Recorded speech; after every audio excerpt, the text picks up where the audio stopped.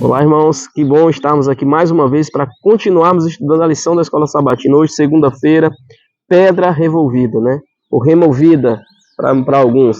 Nós sabemos que aquela pedra que tampava ali a entrada do túmulo era uma pedra muito pesada. Ela foi feita num túmulo novo para José de Arimateia. Nós percebemos que nem a pedra, nem o túmulo era de Jesus, nem a cruz era de Jesus, nem a morte era para Jesus. A morte era para um criminoso, era para Barrabás. E nós vemos Jesus ali ocupando o lugar que não era para ele, porque ele nos ama, porque ele quer nos salvar, porque ele quer te salvar. E eu entendo que você também, que vive nesse mundo de pecado, um mundo de sofrimento, de morte, dor, que a única esperança está em Jesus, precisa se apegar a ele. Aqui nos diz, o que essas passagens têm em comum? Que passagens? A de Marcos 1, Marcos 16, do versículo 1 ao 8, e a de 1 Coríntios 15, do 1 ao 8, todas trabalhando o tema da ressurreição. A história da ressurreição é mencionada em cada um desses evangelhos. Os evangelhos sinóticos, que são Mateus, Marcos e Lucas, e o evangelho de João. Cada um dos escritores ali apresenta o momento da morte de Cristo, da sua ressurreição, como um momento especial, que eles relatam de forma peculiar. Cada um dos evangelistas, eles relatam de um pouquinho, de uma forma peculiar ali, da sua maneira de ver a morte e a ressurreição de Jesus. Mas 4 pontos nos chamam a atenção nessa questão. Primeiro, todos eles falam que Jesus morreu, né? Isso é importantíssimo a gente lembrar. Segundo, eles falam também que Jesus foi sepultado.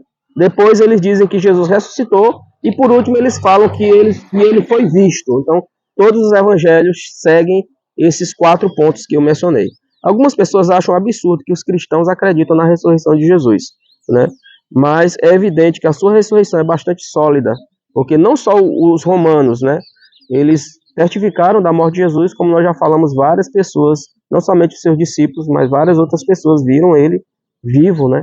E continuou Jesus agora, ainda assim, fazendo milagres. Segundo a tumba que ficou vazia, e como nós não podemos acreditar na ressurreição de Jesus? Há relatos que dizem que os guardas que estavam ali protegendo a tumba eram cerca de 100 guardas. Imaginou? Como 12 discípulos ou 11 discípulos, porque Judas havia morrido, poderiam enfrentar uma guarda romana preparada com 100 soldados. Isso é praticamente impossível, né? Então, como eles roubariam um corpo de alguém que estava protegido ali com uma guarda de 100 soldados? Meus amigos, é impossível de acreditar nisso. Então, o corpo não foi roubado. Jesus ressuscitou, né? Os guardas caíram como mortos, depois eles foram até o Sinédrio, eles foram subornados, foram comprados para mentir que o corpo foi roubado. Então, tudo isso aconteceu, isso está na história. E a Bíblia testifica que Jesus realmente ressuscitou. A explicação de que os discípulos roubaram o seu corpo não é verdadeira. Isso é uma mentira deslavada que tentam aí, pelos anos e anos que nós temos vivido aí, as pessoas tentam levar essa história avante sem nenhum embasamento. Muitos viram Cristo ressuscitado. Alguns, inclusive os discípulos, iniciaram, né, de uma forma muito, vamos dizer assim, testificando mesmo. Teve alguns que não acreditaram no começo, né, como o próprio Tomé disse: se eu não colocar o meu dedo no lado dele, nas feridas dele, eu não creio nisso, em que Jesus ressuscitou. E aí Jesus, no domingo seguinte, aparece para ele e diz: olha, bota aqui a sua mão. E aí Tomé pega nele, aí cai de joelhos e diz: Senhor meu e Deus meu. Jesus diz: porque você crê, porque você vê, você crê. Bem-aventurados que não viram e creram. Nós não vimos Jesus ressuscitado, meus irmãos, meus amigos, mas nós podemos acreditar que ele está lá no céu, intercedendo por mim e por você.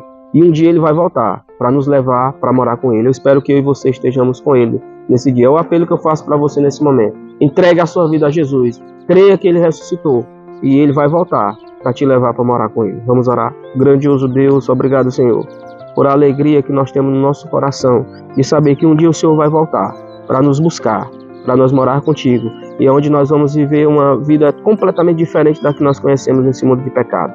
Tudo será novo, diz a tua palavra, e ali já não existirá nem morte, nem pranto e nem dor, como diz Apocalipse capítulo 21, versículo 4. Que eu e você estejamos nesse grupo especial que estará com Cristo para sempre. Amém.